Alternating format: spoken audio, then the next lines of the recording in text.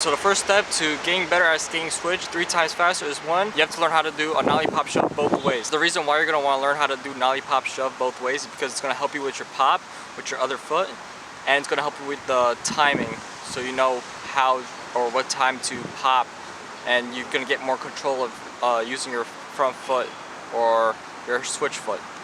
Now step number 2 is learning how to do a switch front 180 and switch back 180.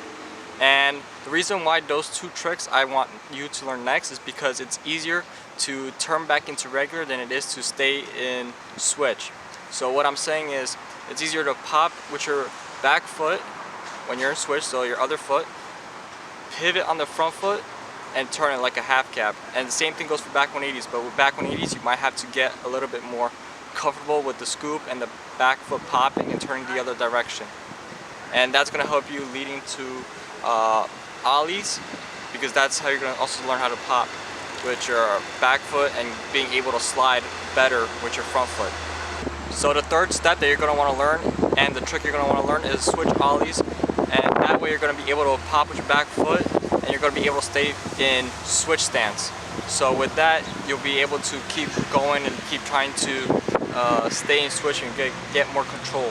Do the fourth trick, which is nollie back 180 and nollie front 180, and that way you're going to be going from regular to switch, and that way you're going to also have more control rolling away switch when you're trying to do more technical tricks. So like flip tricks, like nollie backside flips or nollie frontside flips, you're going to have more control of rolling away switch. And when you're trying to learn more switch tricks, so the 5th step, which would be switch front shove, so when you're doing switch front shoves you're going to be staying in your switch stance. So when you're scooping, you already have the pop from the ollie, and now you just gotta push your foot forward. You have already learned it switch, it's just you did it nollie, so now you just gotta remain in your switch stance. And once you do that, you'll be able to keep doing it and getting more consistent. It's just you scooping that front foot forward and just staying in the switch stance. So the next trick you're gonna want to learn is switch pop shoves. Same thing, you already did nollie, it's just gonna be you're just staying in the switch stance, and it's going to be a lot more difficult than switch front shove because your back foot already wants to scoop in the other direction.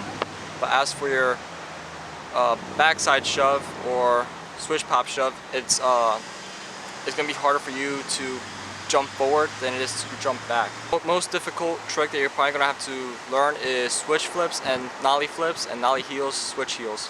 So I personally find what's comfortable, whether it's nollie flip or nollie heel or switch flip or switch heel.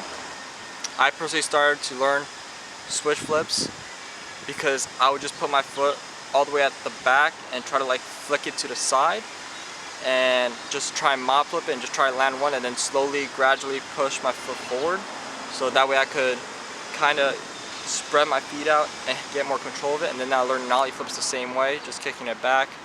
And it's just going to take a lot more time with switch heels and nollie heels too, getting that timing. So getting nollies and switch ollies is the most important, so you can get that perfect timing.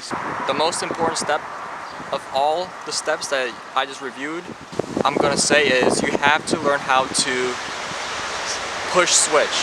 And why? Because you want to be able to do the same thing with your other foot. So when you're pushing switch, you're building up your muscles, so you're able to push better, and you're able to have more control when you're putting it foot on. And if you're skating stairs or whatever, you're already getting yourself in the same position if you were doing it regular.